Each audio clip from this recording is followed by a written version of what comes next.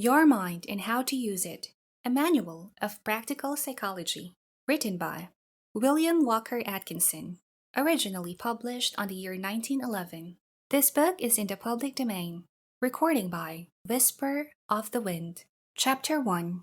What is the mind? Psychology is generally considered to be the science of mind, although more properly, it is the science of mental states, thoughts, feelings, and acts of volition. It was formerly the custom of writers on the subject of psychology to begin by an attempt to define and describe the nature of mind, before proceeding to a consideration of the subject of the various mental states and activities. But more recent authorities have rebelled against this demand and have claimed that it is no more reasonable to hold that psychology should be held to an explanation of the ultimate nature of mind than it is that physical science be held to an explanation of the ultimate nature of matter. The attempt to explain the ultimate nature of either is futile. No actual necessity exists for explanation in either case. Physics may explain the phenomena of matter, and psychology the phenomena of mind, without regard to the ultimate nature of the substance of either. The science of physics has progressed steadily during the past century, notwithstanding the fact that the theories regarding the ultimate nature of matter have been revolutionized during that period. The facts of the phenomena of matter remain, notwithstanding the change of theory regarding the nature of matter itself. Science demands and holds fast to facts regarding theories as but working hypotheses at the best. Someone has said that theories are but the bubbles with which the grown-up children of science amuse themselves. Science holds several well-supported, though opposing, theories regarding the nature of electricity, but the facts of the phenomena of electricity and the application thereof are agreed upon by the disputing theorists. And so it is with psychology. The facts regarding mental states are agreed upon, and methods of developing mental powers are effectively employed, without regard to whether mind is a product of the brain or the brain merely an organ of the mind. The fact that the brain and nervous system are employed in the phenomena of thought is conceded by all, and that is all that is necessary for a basis for the science of psychology.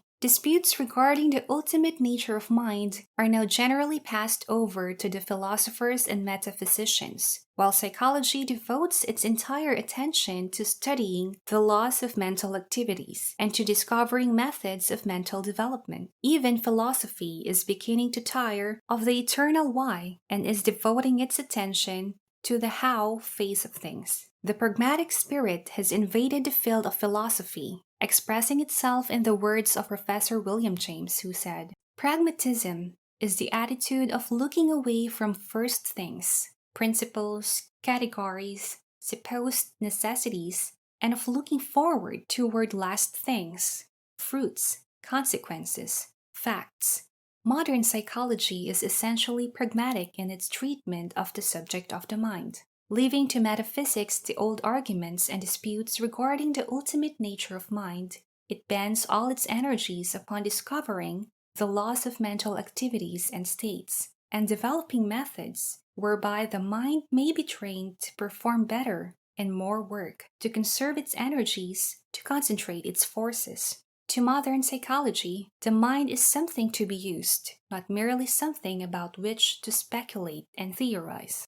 While the metaphysicians deplore this tendency, the practical people of the world rejoice. Mind defined. Mind is defined as the faculty or power whereby thinking creatures feel, think, and will. This definition is inadequate and circular in nature. But this is unavoidable, for mind can be defined only in its own terms, and only by reference to its own processes. Mind, except in reference to its own activities, cannot be defined or conceived. It is known to itself only through its activities.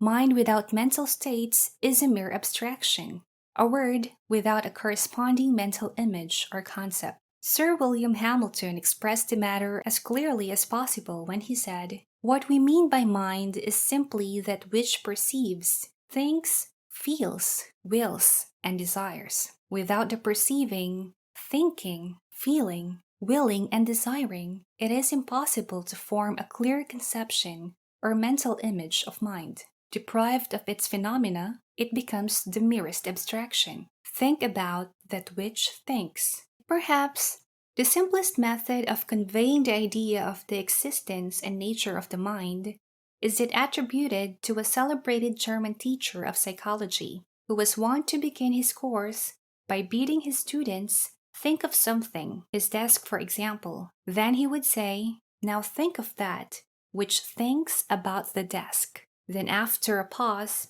he would add, "This thing which thinks about the desk and about which you are now thinking is the subject matter of our study of psychology." The professor could not have said more had he lectured for a month. Professor Gordy has well said on this point. The mind must either be that which thinks, feels, and wills, or it must be the thoughts, feelings, and acts of will of which we are conscious, mental facts in one word. But what we can know about that which thinks, feels, and wills, and what can we find about it? Where is it? You will probably say, in the brain. But if you are speaking literally, if you say that it is in the brain, as a pencil is in the pocket, then you must mean that it takes up room and that it occupies space. And that would make it very much like a material thing. In truth, the more carefully you consider it, the more plainly you will see what thinking men have known for a long time, that we do not know and cannot learn anything about the thing which thinks and feels and wills. It is beyond the range of human knowledge. The books which define psychology as the science of mind have not a word to say about that which thinks and feels and wills. They are entirely taken up with these thoughts and feelings and acts of the will, mental facts in a word, trying to tell us what they are, and to arrange them in classes, and tell us the circumstances or conditions under which they exist. It seems to me that it would be better to define psychology as the science of the experiences, phenomena, of the facts of the mind, soul, or self, of mental facts in a word. In view of the facts of the case, and following the example of the best of the modern authorities, in this book we shall leave the consideration of the question of the ultimate nature of mind to the metaphysicians, and shall confine ourselves to the mental facts, the laws governing them, and the best methods of governing and using them in the business of life. The classification and method of development to be followed in this book is as follows. 1. The mechanism of mental states. For example, the brain, nervous system, sense organs, etc. 2. The fact of consciousness and its planes. 3. Mental processes or faculties.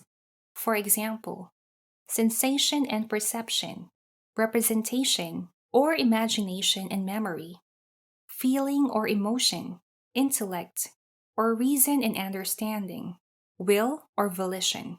Mental states depend upon the physical mechanism for manifestation, whatever may be the ultimate nature of mind.